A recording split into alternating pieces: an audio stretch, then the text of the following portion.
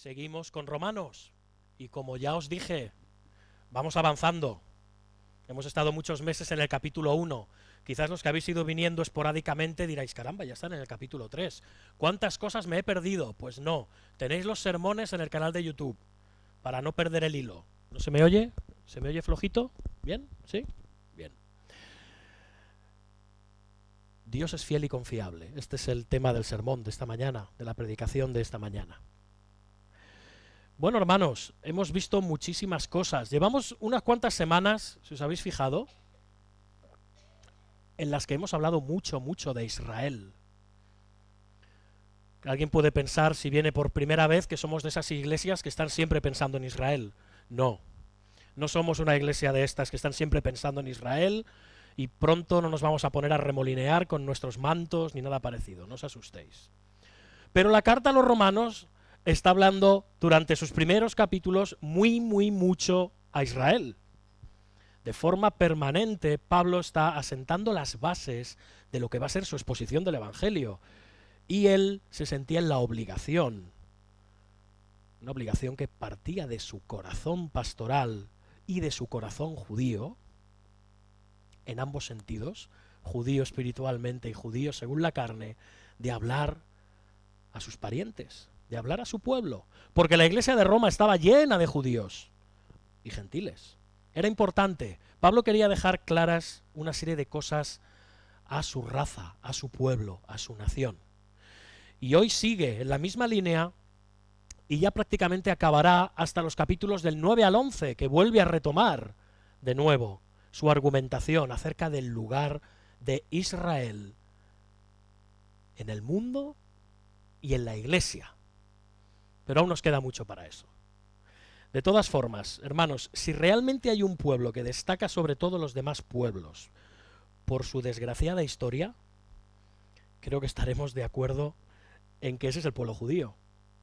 No vamos a hablar de lo que ha sufrido en los últimos 2000 años, porque no pararíamos, pero sí que podemos decir que desde su fundación, su historia es una verdadera odisea de esclavitud, penurias, guerras, persecuciones, humillaciones, cautividad, dispersión, sometimiento. Solo hay que leer las Escrituras. Sin ánimo de ser exhaustivos, solamente hemos de ir a la historia bíblica. Durante 400 años Israel estuvo en esclavitud en Egipto. Luego, por su mala cabeza, pasó 40 años en el desierto, hasta que pudieron entrar en la tierra que Dios había prometido a Abraham hacía 700 años antes. Ahí es nada. Luego vivieron un periodo interminable de conflictos, de luchas, de guerras, por mantener el territorio que Dios le había concedido a la nación. Luego la nación, después de una cruenta guerra civil, muy sanguinaria, se divide en el reino del norte, Israel, y el reino del sur, Judá. El reino del norte, al cabo del tiempo, fue arrasado completamente por los asirios. Tiempo después, Babilonia hace exactamente lo mismo con el reino del sur, Judá, y lleva a la nación a la cautividad, es decir, a la esclavitud, durante 70 años. Luego regresan, restauran de nuevo la adoración pura, restauran de nuevo el templo, tratan de restaurar de nuevo la nación, y entonces, y esto bajo el sometimiento, bajo los persas, entonces son invadidos por los griegos. Y los griegos atacan su sistema de adoración permanentemente, les hacen la vida imposible a los judíos, no les dejan adorar a su Dios como es debido. Pero es que después de este tiempo llega Roma, y Roma les somete todavía más, con más penurias, con crucifixiones masivas de miles de judíos, con impuestos, con dominación, etcétera. Poco tiempo después, para el tiempo de escribirse la carta a los romanos, los judíos ya habían sido expulsados en unas cuantas ocasiones de la ciudad de Roma y también de la península itálica. Y de nuevo, no vamos a seguir con lo que ha sido la historia de los judíos hasta el día de hoy, ¿verdad? Pero es una historia de desdicha. Podría decirse que desde la esclavitud en Egipto hasta el periodo de dominación romana, ser judío, hermanos, no era ninguna bicoca. ¿Se entiende lo que es bicoca? ¿Sí? Ninguna suerte. No no te iban a ir muy bien las cosas, especialmente en según qué parte del Imperio Romano estuvieras, si eras judío, si adorabas al Dios de Israel.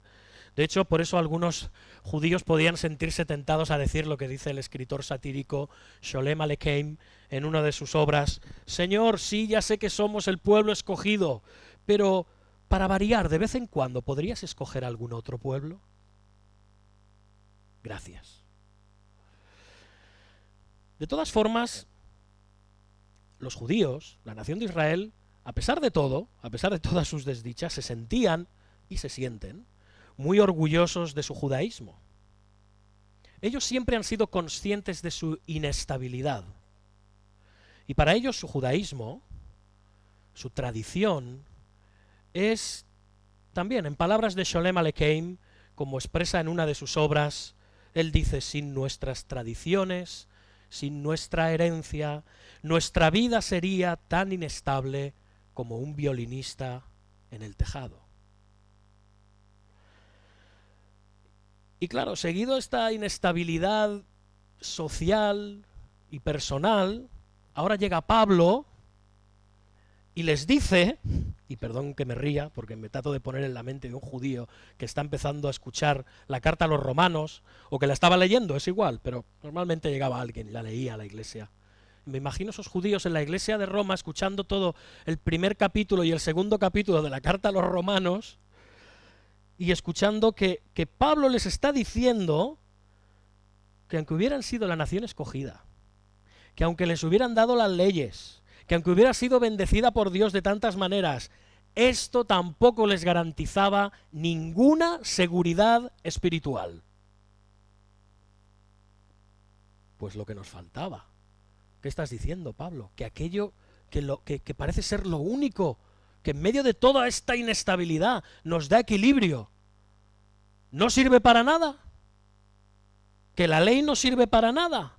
¿De nada me sirve haber sido escogido, circuncidado, haber recibido la ley? ¿Esto no me guarda un lugar en el cielo? ¿En la asamblea de los santos? ¿Esto no me protege de nada? Pues no, Pablo les está diciendo que además todo esto les hace aún más responsables, que todavía carga más responsabilidad y culpa sobre ellos. Imaginaos. Y ahora, pensad en un apóstol Pablo que lleva años, predicando el Evangelio a los gentiles, pero también en las sinagogas, por toda Asia Menor, por otras partes de Europa, debatiendo permanentemente con los judíos. Ahora este apóstol Pablo se anticipa a las objeciones que los cristianos de Roma le van a plantear. ¿Por qué? Porque muy probablemente ya se las han planteado durante años.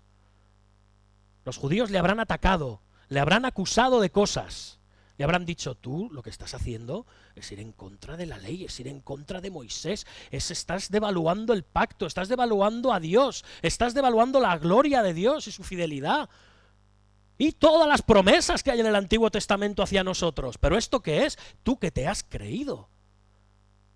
Anatema. Y ahí tenemos el registro del libro de Hechos para ver lo que tuvo que pasar Pablo. Son aseveraciones muy fuertes. Y ahora Pablo sabe que van a surgir en Roma cuando se lea esta carta. Porque esto que Pablo está escribiendo en Romanos forma parte de su predicación a los judíos en otros lugares del imperio. Y Pablo ahora lo que está haciendo es sintetizarlo. Lo está sintetizando tanto, lo está concentrando tanto, que es muy fuerte de digerir para un israelita devoto. Es más, muy posiblemente muchas de las cosas que Pablo va a empezar a decir ahora son cosas que posiblemente él mismo, antes y después de su conversión, se habría planteado. Pablo se convirtió, pero no había dejado de ser judío. Así que, hermanos, vamos a leer este pasaje, y disculpad por la larga introducción, pero creo que es necesaria. Vamos a leer este pasaje y vamos a tener clara una cosa. Vamos a buscarlo. Vamos a Romanos capítulo 3. Vamos a leer los versículos del 1 al 8. Podéis buscar en vuestras Biblias, en vuestros teléfonos móviles. tablets, pronto las gafas de Google, seguramente ya no tendremos ni que con pestañear, ya habrá suficiente. Vamos al capítulo 3 de Romanos y vamos a leer los versículos del 1 al 8. Y dice así el apóstol. Y antes, de nuevo, perdonad, antes, de nuevo, no vamos a entender nada de estos versículos si no tenemos claro un concepto. Hermanos, Pablo está haciendo algo que va a volver a hacer en su carta. Pero es la primera vez que lo hace. Pablo está hablando como a un adversario imaginario, como alguien que está debatiendo con él, como un judío imaginario que le está planteando a él sus acusaciones, sus dudas, sus incriminaciones. Y Pablo al mismo tiempo lo que hace es contestarle. Por eso puede parecer un poco lioso si no tenemos esto en la cabeza. Y hermanos, os voy a decir una cosa, el pasaje de hoy, no voy a decir que es el más complicado de la carta, el más complicado de las Escrituras, pero es un pasaje difícil. Por lo tanto, voy a necesitar todas vuestras neuronas funcionando. Y yo sé que hace calorcito, yo sé que vais oyendo la voz y poco a poco vuestros ojos se van cerrando. Me decía Silvia, no hay sermones aburridos, hay predicadores aburridos. Yo espero no ser hoy ese predicador aburrido. Pero hermanos, necesito que hagamos todos un esfuerzo por hacer funcionar la cabeza, porque realmente es un pasaje complicado. Y voy a ser, en la primera parte del sermón, un poquito, voy a esforzarme porque no sea así, pero quizás suene un poco como un comentario bíblico, ¿vale? Y un comentario bíblico no es un sermón, y esto es un sermón. Pero es muy necesario que entendamos muchas cosas, porque además es clave para entender otras muchas cosas que veremos más tarde en la carta. ¿Bien? Así que os ruego, por favor, que hagáis un esfuerzo por mantener vuestros ojos abiertos. Sé que es difícil, lo sé. Pero ya veréis qué bendición. ¿Bien? Bien, ahora sí, teniendo en cuenta esto, que este judío imaginario plantea unas objeciones al apóstol, y el apóstol le responde, vamos a entrar en esta conversación, ¿de acuerdo? Y es muy interesante además. Y sí, utiliza un lenguaje raro, pero luego lo desgranaremos, digamos que lo convertiremos en lenguaje de la calle, un poquito. ¿Os parece bien? Dice, ¿qué ventaja tiene pues el judío? ¿O de qué aprovecha la circuncisión? Y dice Pablo, mucho. En todas maneras. Primero, ciertamente que les ha sido confiada la palabra de Dios. Pues ¿qué si algunos de ellos han sido incrédulos? ¿Su incredulidad habrá hecho nula la fidelidad de Dios? De ninguna manera. Antes bien sea Dios veraz y todo hombre mentiroso, como está escrito, para que seas justificado en tus palabras y venzas cuando fueres juzgado. ¿Ah?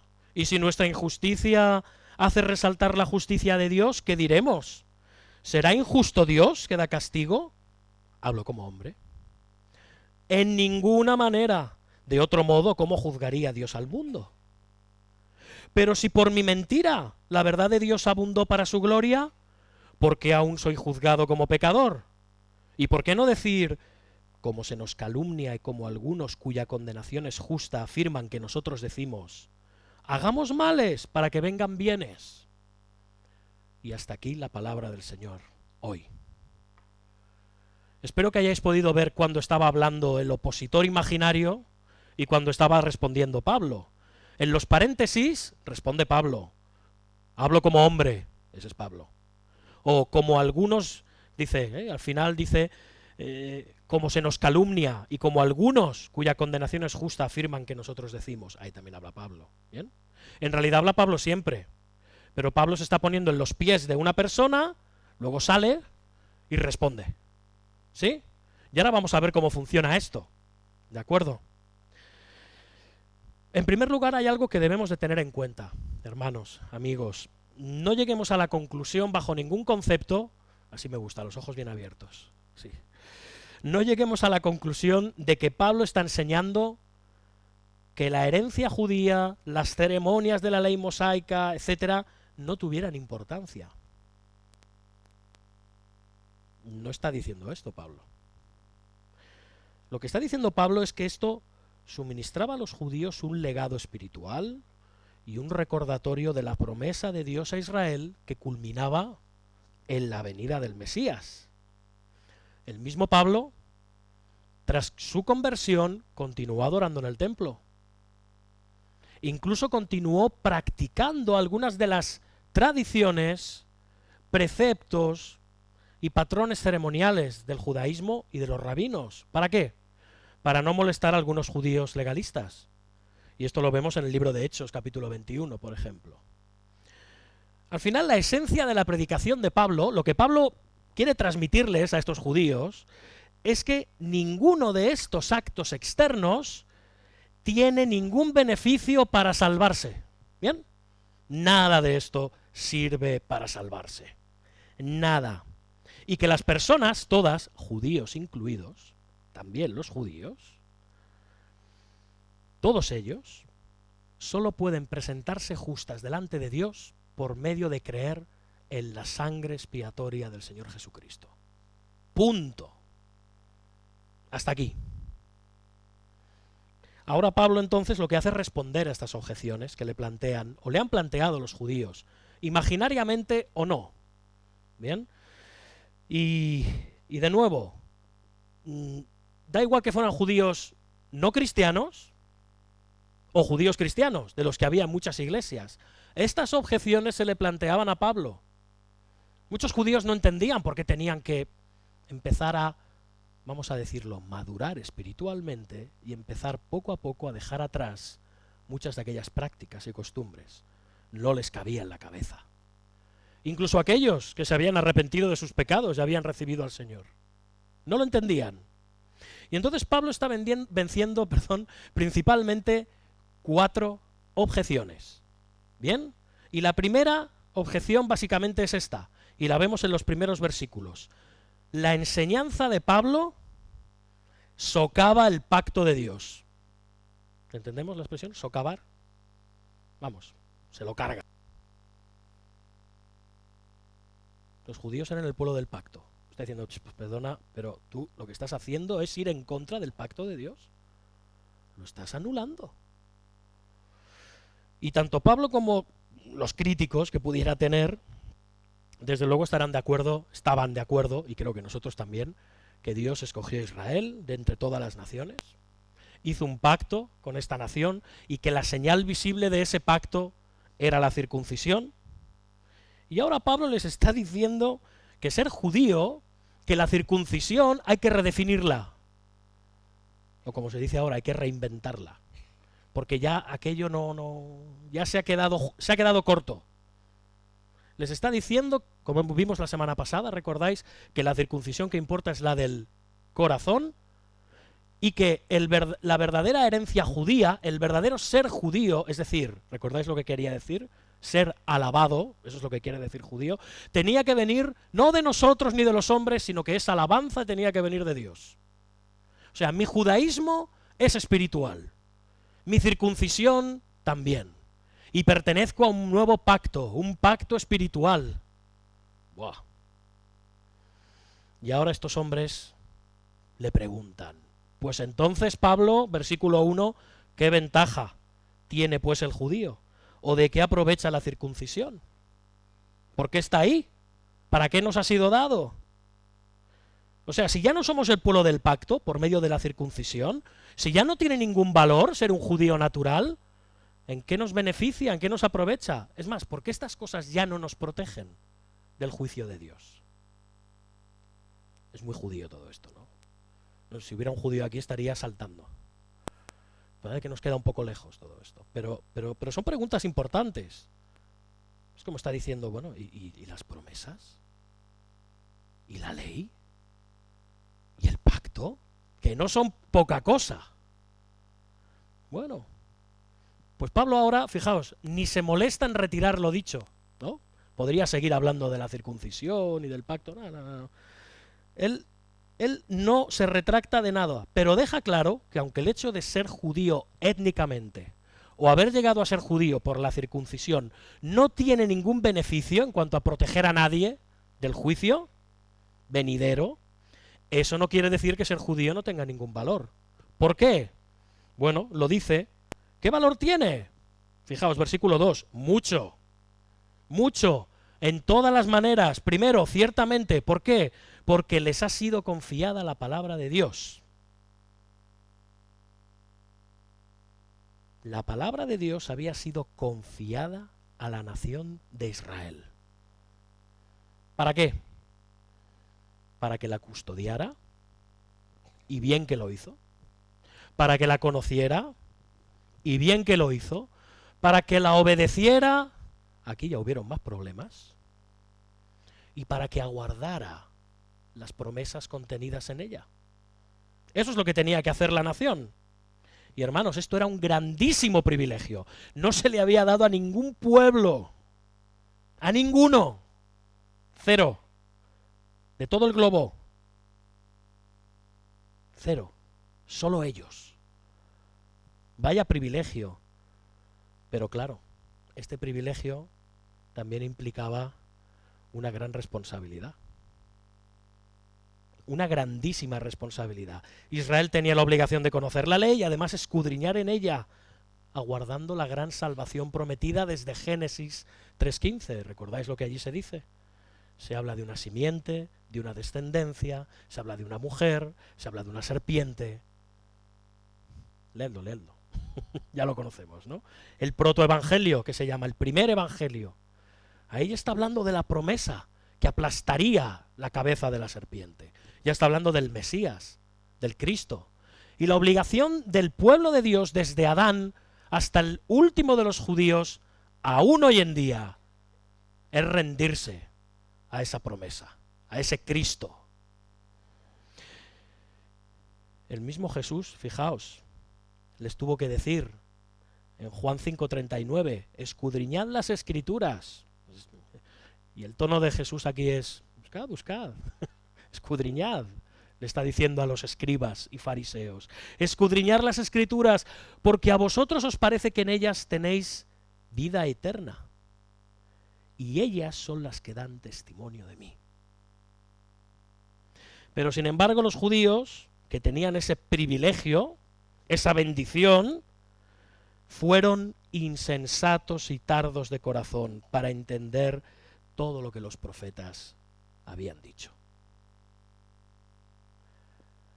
Y cuando llegó el Mesías, no solo no lo reconocieron, sino que lo rechazaron. Y esto, queridos judíos, no era culpa de nadie más, ni siquiera de Pablo, sino culpa de ellos. Así que quizás tenían que bajarse un poco los humos.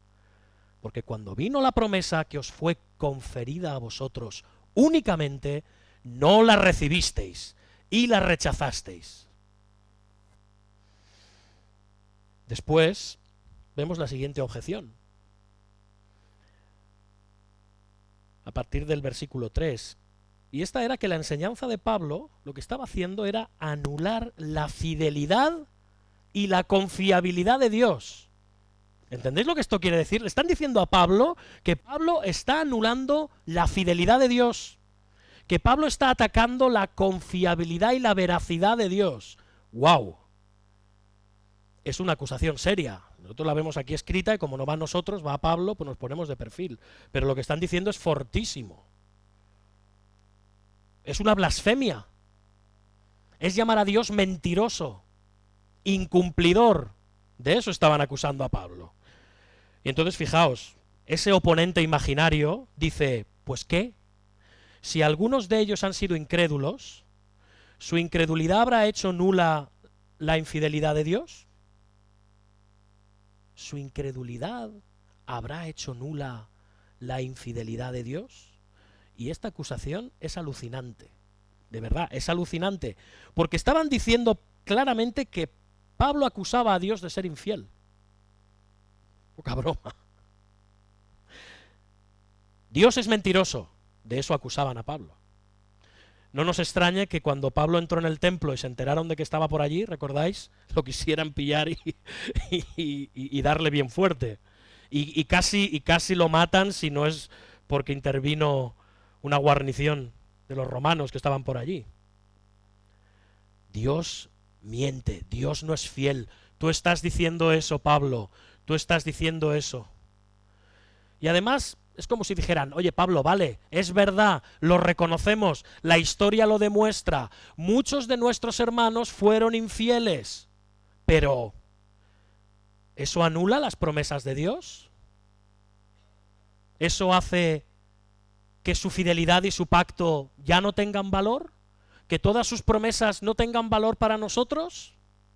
Es muy interesante, hermanos, porque esto en el griego original tiene mucha más contundencia. Pablo está haciendo un juego de palabras con el griego. Él utiliza la palabra pistis, que en griego sirve tanto para fe como para fidelidad. Entonces en el griego es muy curioso, es como un galimatías, pero suena muy bonito. Pero si lo tuviéramos que convertir en español, más o menos sería así. Si alguno de aquellos a los que fueron confiadas las promesas no confiaron en ellas, la falta de confianza de aquellos destruirá la confiabilidad de Dios. Qué lío, ¿no? Es decir, Pablo, si el pueblo de Dios es infiel, ¿significa eso que Dios es infiel también? ¿Es lo que nos quieres decir? ¿Que como hemos sido infieles ahora Dios no va a cumplir sus promesas? ¿Es Dios infiel? Y la respuesta de Pablo es enérgica. Preparados, ¿no? Capítulo 3, versículo 4. De ninguna manera. De ninguna manera. Antes bien, sea Dios veraz y todo hombre mentiroso, como está escrito, para que seas justificado en tus palabras y venzas cuando fueres juzgado. De ninguna manera, Pablo utiliza una expresión en griego, megenoito, que es como si él dijera, ni en 1000 años, en la vida, jamás, nunca, nunca. Pablo tiene claro que aunque todos los hombres que han vivido sobre la faz de la tierra hubieran estado mintiendo permanentemente, eso no anula, o siendo infieles permanentemente, nada de eso anula la fidelidad de Dios. Nada. Dios seguirá siendo veraz, siempre. Empezando porque se mantiene invariablemente veraz y fiel consigo mismo. Hablábamos antes de los atributos de Dios. Dios es verdadero, Dios es fiel, Él tiene un compromiso consigo mismo. Todo lo que Dios hace tiene que ver con Él, con su naturaleza, con sus atributos. Y allí David reconoce, el rey David, de hecho, fijaos, está citando aquí el apóstol Pablo del Salmo 51, las palabras que está diciendo, para que seas juzgado en tus palabras y venzas cuando fueres juzgado. Es una aportación de la Septuaginta al texto del Salmo 51, donde el rey David reconoce que ha hecho lo malo a los ojos de Dios, y dice que esto ha servido para que la palabra de Dios y sus veredictos fueran probados justos y verdaderos. ¿Cómo lo dice? Contra ti. ¿Recordáis el salmo de contrición tan hermoso? Contra ti solo he pecado y he hecho lo malo delante de tus ojos, para que seas reconocido justo en tu palabra y tenido por puro en tu juicio. Y sigue Pablo con su argumentación imaginaria. ¿Cómo estamos? ¿Bien? ¿Más o menos? ¿Sí? Es un poco difícil esto, ¿no? Yo creo que muchos estáis pensando, bueno, ¿a mí qué?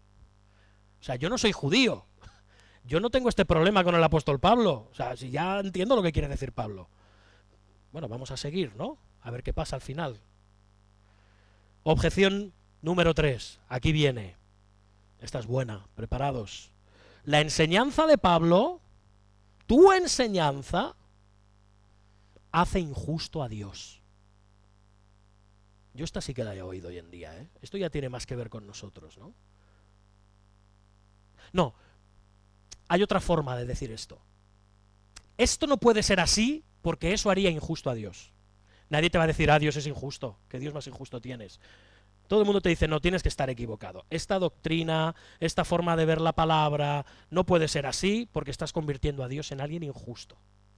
Pues básicamente, de otra manera muy fina, es lo que le están diciendo a Pablo.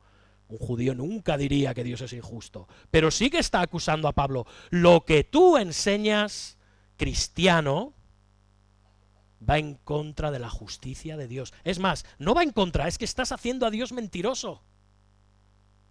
Vaya palabras. De hecho, aquí entra en juego una palabreja, ¿sí? ¿Habéis oído hablar alguna vez del antinomianismo? No es alguien que está en contra de los gnomos. Antinomo. No, no es eso. Y es que a Pablo se le acusaba muy a menudo de esto, de ser antinomiano. ¿Qué es esto? Bueno, esto viene de la palabra griega anti, esto sí que lo entendemos, estar en contra, ¿verdad? Y nomos. ¿Nomos qué es? ¿Que llevan un cucurucho rojo? No. Nomos, ley, en griego. Anti-ley. Están acusando a Pablo de vivir en contra de la ley. Es decir, que era un antinomianista. Era una persona, y había algunos cristianos que ya vivían así, lamentablemente, y Pablo tiene que exhortar muy fuertemente a estos cristianos en algunas iglesias, así lo vemos en el Nuevo Testamento, una persona que está en contra de vivir según ningún tipo de dictado, según ningún tipo de ley. Es decir, está diciendo que la ley de Dios, debido a que hemos sido salvos por gracia, ya no tiene ningún sentido. ¿Por qué tengo que seguir ningún código de leyes? ¿Por qué tengo que obedecer los mandamientos de Dios? ¿Por qué tengo que seguir sus ordenanzas? No he sido salvo, como muchas veces se nos dice hoy en día. Una de salvo siempre salvo, ¿no? Y vivís como demonios, y luego Dios os va a salvar. De eso se acusa, lamentablemente a veces por malos ejemplos, con razón, ¿no? Os creáis que habéis sido salvos y ya está. Y podéis vivir como demonios. La ley no tiene ningún valor. Pues acusaban a Pablo de ser uno de estos, que uno podía vivir como quería. Es más, intentar imponer un sistema de reglas, lo que hacía era anular la gracia de Dios. Y aún hay muchos hoy en día que piensan eso. Y los vemos en muchas de nuestras iglesias, que consideran que estamos bajo la gracia y que vivir conforme a los mandamientos de Dios, bueno, eso es legalismo. No seas fariseo, no juzgues. Cada uno viva como quiera, no pasa nada. Eso es antinomianismo. Ahora ya pensaréis de otra manera cuando digáis esta palabreja, antinomianismo. Bien. El antinomianista está diciendo eso, Dios es bueno y como me ha perdonado, da igual que viva obedientemente o no, porque como me ha perdonado, bendita gracia del Señor. Es un error seguir los mandamientos y la ley, si ya han sido abolidos, han sido clavados en la cruz, ya está. Pero aún iban más allá en la acusación a Pablo. ¿Entendemos? Que estaban acusando estaban acusando de esto a Pablo. Aquellos que conocemos a Pablo decimos, hombre, si ya sabemos que no. Pero había otros muchos que podían decir, este tal Saulo de Tarso enseña estas cosas. Pero iban más allá. Decían que Pablo enseñaba que nuestra maldad beneficia a Dios. O sea, que cuanto más malo sea, yo, mejor para Dios. Mucho mejor para Él. ¿Por qué?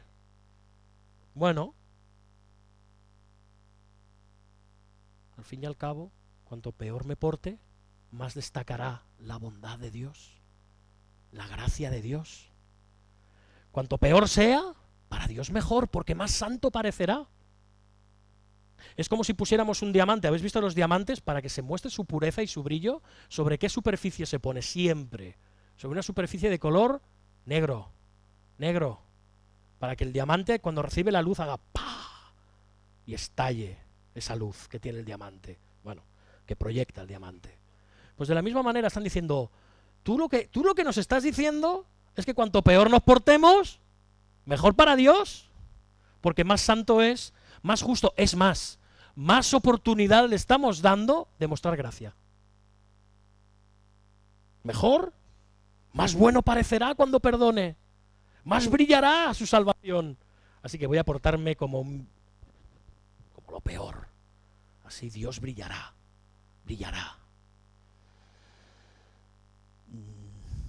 Y ahora Pablo, fijaos, Pablo, yo creo que el hombre está ya como diciendo, estoy escribiendo esto en la carta, fijaos, hay un paréntesis. Pablo nos advierte, estoy hablando como hombre, es como si dijera, que hablo en sentido figurado, no os equivoquéis, no penséis que yo creo esto. ¿Bien? Siento un poco de vergüenza, da la sensación, hablo como hombre, alto, no os confundáis, yo no me lo creo esto. Estoy poniendo el ejemplo.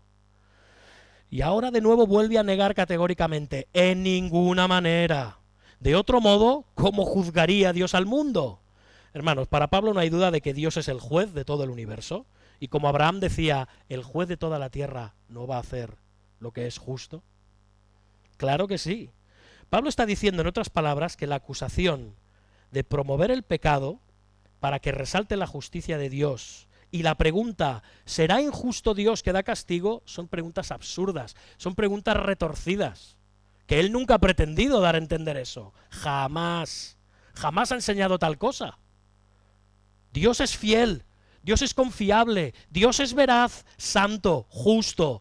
Dios juzga con justicia siempre, siempre. Y ahora viene la última objeción que dice, tranquilos, ya acabamos con las objeciones. Estos judíos nos están poniendo al límite, ¿eh? Yo me pongo en el papel de Pablo a veces y digo, qué paciencia. Y aún tiene las ganas de escribir una carta, ¿no? Para, como sois, como sois. La enseñanza de Pablo, decían estos, promueve falsamente la gloria de Dios. O sea, una gloria de Dios falsa. Tú no estás dando verdadera gloria a Dios, ni estás hablando de la verdadera gloria de Dios. Y ahora Pablo desarrolla un poco más lo que había dicho antes. Este hombre imaginario dice, atención, este es el hombre imaginario, pero si por mi mentira la verdad de Dios abundó para su gloria, ¿por qué aún soy juzgado como pecador? ¿Lo entendemos? ¿Y por qué no decir, y aquí habla Pablo, como se nos calumnia y como algunos cuya condenación es justa afirman que nosotros decimos, hagamos males para que vengan bienes? Es como si este adversario imaginario en la conversación le dijera a Pablo, oye, que Dios debería estar contento. Dios aún tendría que estarme agradecido de portarme mal, porque cuando le beneficio, según lo que tú enseñas, cuanto peor me porte, mejor para él, porque más bueno parece. Le estoy haciendo un bien a Dios. Así que acaba con esta frase, hagamos males para que vengan bienes.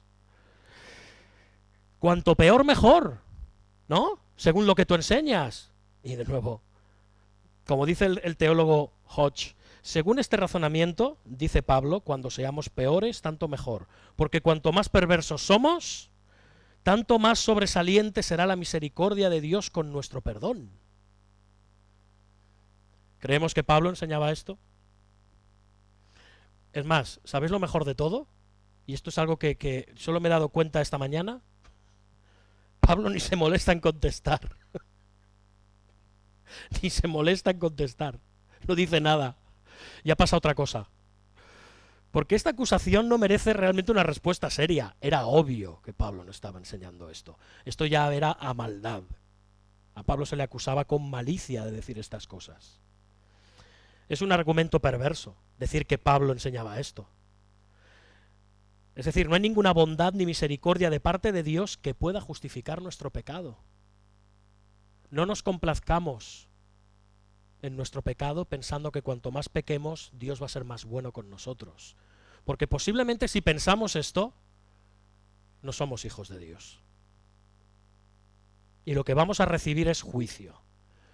Y como dice Pablo, su condenación es justa. Los que calumnian y dicen estas cosas, fijaos que Pablo ni contesta, pero en el paréntesis está diciendo, la condenación de los que decís, o pensáis, o vivís conforme a esto, es justa. Y vais a recibir juicio. Y hasta aquí las objeciones. Y Pablo nos está enseñando, hermanos, que nadie puede negociar con Dios ni pensar que puede triunfar. Es mucho mejor hacer como hizo Job, como hemos leído en nuestra lectura congregacional. He aquí que soy vil, ¿qué te responderé? Mi mano pongo sobre mi boca, o sea, mejor me callo. Lo último que voy a hacer es discutir contigo, oh Señor. Llegados a este punto, hermanos, ¿qué tiene que ver todo esto, este diálogo imaginario entre dos judíos, Pablo, el antiguo fariseo, ahora apóstol de Cristo, y los judíos de Roma o de cualquier lugar del imperio? ¿Qué tiene que ver esto contigo y conmigo y aquí en Sabadell? Digo yo, porque si no, no veas, ¿no? Uf, qué sudores. ¿Para qué? ¿Para qué hemos considerado esto? Bueno, primero porque eran los versículos que tocaban y ya sabéis que predicamos sistemáticamente la palabra de Dios y expositivamente. Pero, ¿qué tiene que ver con nuestra iglesia? Con mi vida aquí en Sabadell. Pues hermanos, podemos aprender muchas cosas. En un sentido práctico, podemos ver que Pablo no se conformaba con predicar el Evangelio. Pablo no se conformaba con decir, porque el Evangelio es poder de Dios, salvación a todo aquel que cree. Él iba más allá. Siempre iba más allá. Pablo defendía la veracidad y lo lógico y razonable del mensaje de salvación del Evangelio. Mostraba cuán conforme el Evangelio era a la verdad, conforme a la fidelidad y la gloria de Dios.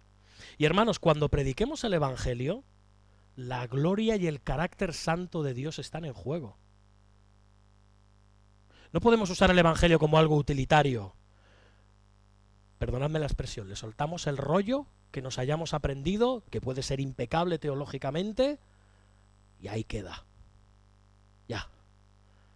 Ya hemos predicado el Evangelio. Yo ya he cumplido con mi labor. No, hermanos.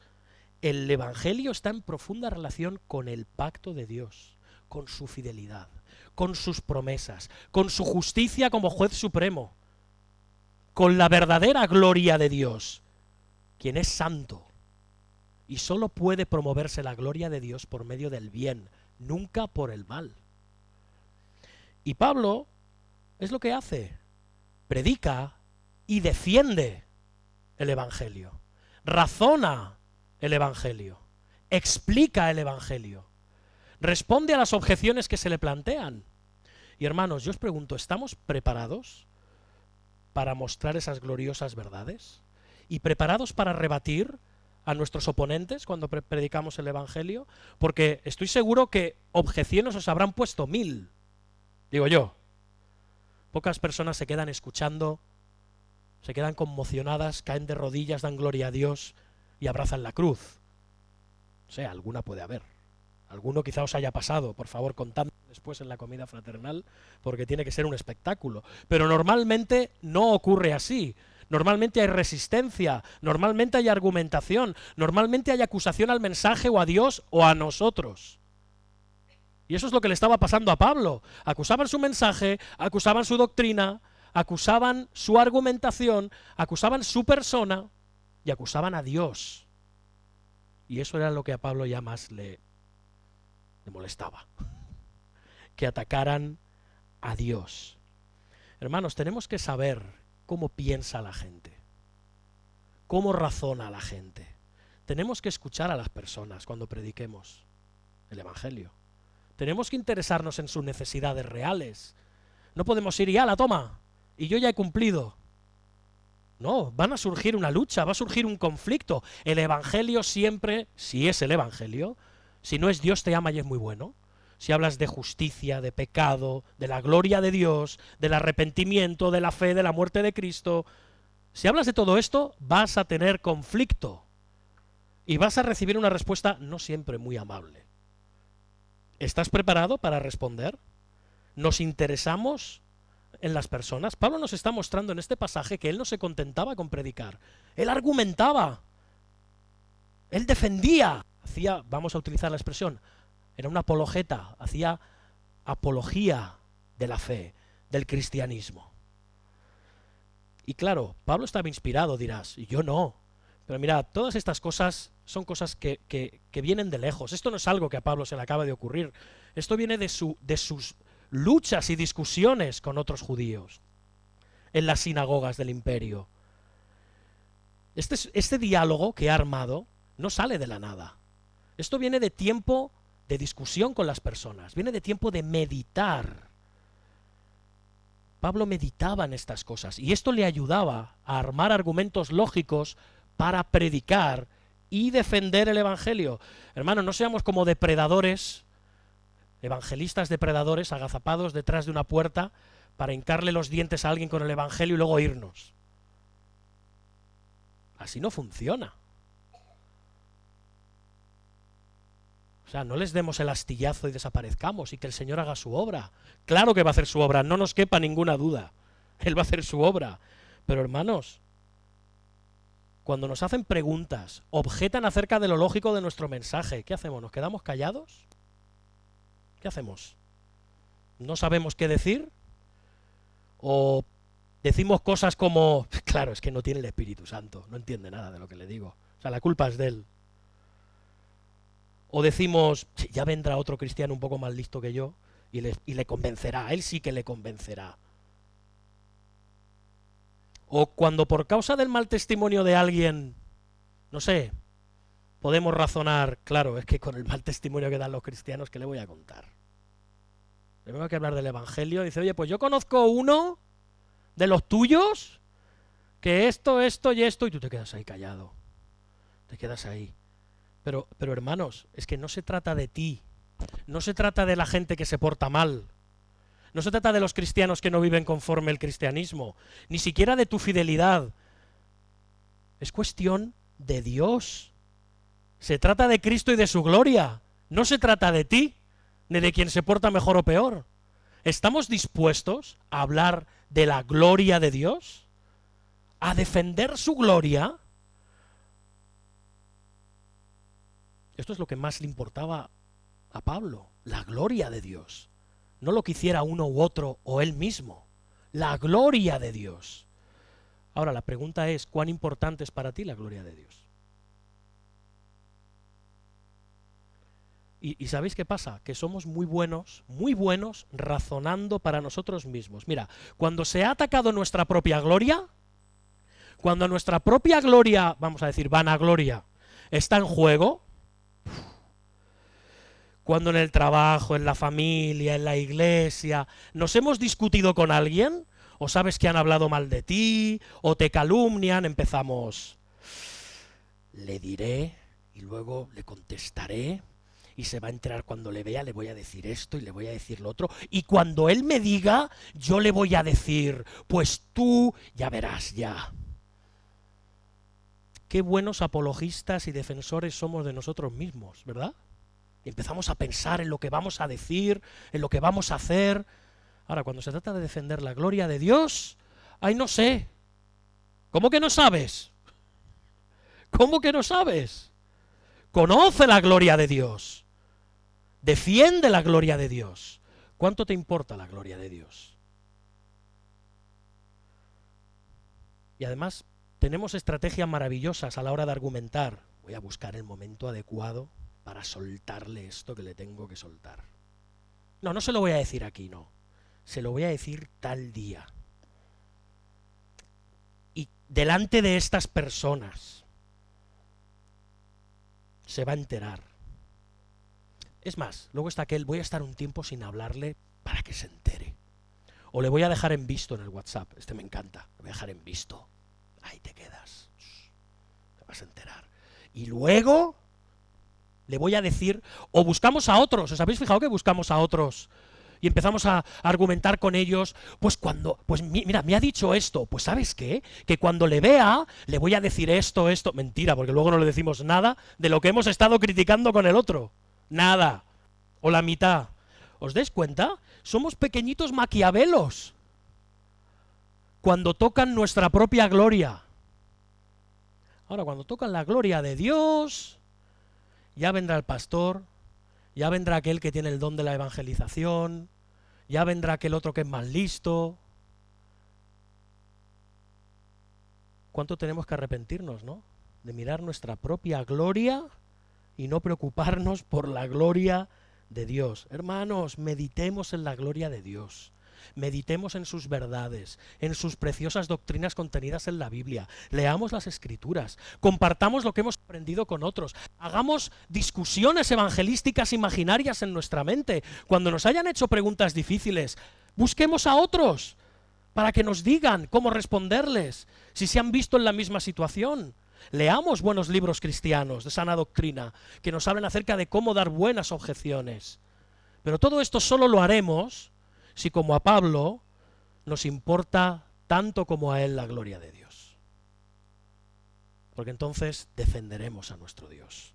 Haremos una correcta apología. Hermanos, vuestro valor, vuestro denuedo, vuestro impulso a la hora de evangelizar dependerá del concepto que tengáis de la gloria de Dios, de cuánto valoréis la gloria de Dios. Y todos estamos llamados a evangelizar, a diferentes niveles, en diferentes lugares, pero todos estamos llamados a evangelizar. Así que, hermanos, este pasaje es útil, pero aún va más allá. Aún va más allá. Pablo desea dejar de hablar de su pueblo de momento, ya va a parar, hasta los capítulos 9 al 11, va a parar un poquito, y lo hará de forma profusa, pero quiere dejar clara una cosa.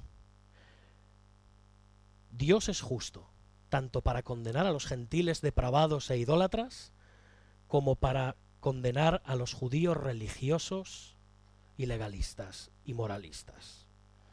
Ni su ley, ni sus tradiciones, ni sus ritos, ni su raza les van a servir para nada el día del juicio. Para nada. Y lo mismo ocurre con nosotros, los cristianos de todas las épocas. Nuestra seguridad no puede descansar en nuestros privilegios eclesiales. Y llevamos remarcando esto sin parar desde hace semanas. Ya sé que es un poco pesado por mi parte, pero es que es lo que está haciendo Pablo. Está machacando permanentemente, le está diciendo a Israel, esto no te salva. Esto, las costumbres, los ritos, la tradición, la circuncisión, el pertenecer a esta nación no te va a salvar, no te va a servir de nada el día del juicio si no has abrazado por la fe al Señor Jesucristo clavado en la cruz por tus pecados. No te va a servir de nada. Y de nuevo, ni venir a la iglesia, ni leer la Biblia diariamente, ni tener conocimiento profundo de las Escrituras, ni obedecer escrupulosamente, supuestamente, los mandamientos de Dios, ni tener un lugar de liderazgo en la iglesia, ni servir en muchos ministerios, ni formar parte de una familia cristiana, nada de esto va a evitar que venga sobre ti el juicio de Dios. Nada. Nada. Y muchos de los llamados cristianos no viven conforme a la fe que profesan, es verdad, y muchos son motivos de escándalo por ello. Y luego hay otros que durante muchos años están pecando en silencio, hipócritamente. Pero esto no pone en entredicho la fidelidad de Dios. ¿Has dudado alguna vez de la fidelidad de Dios por el pecado de otros? Dios no está en esta iglesia. Con todo lo que está pasando, el Espíritu de Dios aquí no se mueve. ¿Cómo puede ser una iglesia que permita estas cosas, que ocurran estas cosas? ¿Esto es el cristianismo? Esta iglesia no tiene la unción, porque mira aquel lo que ha hecho, aquel lo que hace, aquel que sabemos lo que hace pero no lo confiesa. ¡Qué banda de hipócritas! ¿Este es el cristianismo? ¿Este es el evangelio? Hermanos, la fidelidad y la veracidad de Dios no depende ni siquiera de los creyentes que viven conforme a la voluntad de Dios. Ni tu bondad, ni tus buenas obras, ni tu amor a Dios hacen a Dios más o menos justo. Ni siquiera eso. Dios es verdadero, es fiel porque es Dios. Y nosotros no. Y quizá eres un hipócrita que estás de porquería hasta el cuello durante toda la semana y llegas hoy a la iglesia y cantas, escuchas la palabra y te emocionas y caes de rodillas y das palmadas a los hermanos, gloria a Dios, para volver hoy por la tarde al mismo pozo de porquería hasta el domingo que viene. Pues arrepiéntete, porque Dios en su gracia no va a pasar eso por alto. Arrepiéntete. O quizá eres un fresco que vienes aquí para ver qué puedes rascar de la iglesia. No lo sé. O quizá eres un cristiano genuino que te esfuerzas por vivir en santidad. Luchas contra el pecado. Caes y te arrepientes. Arrepiéntete de haber dudado alguna vez de la fidelidad de Dios por el pecado de otros. Dios es fiel porque es Dios. Como exclama Pablo en la carta, sea Dios veraz y todo hombre mentiroso. Sus promesas son verdad, hermanos. Su gloria y su santidad son verdad. Y en esas promesas se ha manifestado de forma maravillosa la gracia y la misericordia de Dios hacia hombres infieles, hipócritas y pecadores como tú y como yo. La incredulidad no ha hecho nula la fidelidad de Dios, en absoluto. Esa se ve en el Evangelio. Esa fidelidad de Dios se ve en la cruz. Se ve en el pacto que el Padre, el Hijo y el Espíritu Santo hicieron en la eternidad para redimirte a ti y a mí. Un pacto mayor que el que hizo Dios con Israel. Un pacto consigo mismo. Dios jura por sí mismo en ese decreto eterno para salvar a sus hijos, para salvar a sus escogidos, aquellos que vivían vidas de hipocresía, de maldad y que daban la espalda a las promesas de Dios. Cristo fue castigado como un hipócrita, aunque no lo era. Cristo fue castigado como un pecador impenitente y sinvergüenza, aunque no lo era. Fue castigado como un enemigo de Dios, aunque no lo era. Fue castigado como un pervertido sexual, aunque no lo era. Fue castigado como un religioso moralista, aunque no lo era. Como un indiferente, aunque no lo era. ¿Eres tú uno de esos? Pues Cristo ha muerto también por ti, para que todos aquellos que éramos o somos esas cosas podamos ser perdonados para siempre por Él. Él fue el testigo fiel y verdadero y fue tratado como un falso testigo y como un mentiroso. Pero si tú crees que Él murió en sustitución tuya, en tu lugar, y abrazas esa cruz y abrazas esa muerte salvífica, serás transformado. Podrás unirte al pueblo de Dios y cantar la gloria de Dios en el día del juicio y decir: Dios será justificado en sus palabras y vencerá cuando sea juzgado. Hermanos, Dios es fiel en el juicio, pero Dios es fiel en la salvación. Creamos en esa fidelidad. La maldad del hombre no anula la confiabilidad y la veracidad de Dios. Así que, incrédulo, arrepiéntete de luchar y argumentar contra Dios. Y creyente, arrepiéntete de haber dudado alguna vez de la fidelidad de Dios. Antes bien, sobre todas las cosas, hermanos, hermanas, amigos, sea Dios veraz y todo hombre mentiroso. Amén. Vamos a orar. Bendito seas, Señor. Ante ti venimos para que tengas piedad de nosotros, pero al mismo tiempo para agradecerte tu bondad y tu misericordia. Gracias, Señor, por tu hermosa salvación. Gracias por ser el verdadero y único Dios. Gracias por darnos cuenta, por medio de tu luz, de nuestra oscuridad. Atráenos de las tinieblas a tu luz admirable, Señor, y que no argumentemos contigo, que no discutamos contigo, que busquemos tu perdón, que busquemos tu gracia, que busquemos tu salvación. Seas tú siempre veraz, Señor, por encima de todo y de todos. Amén.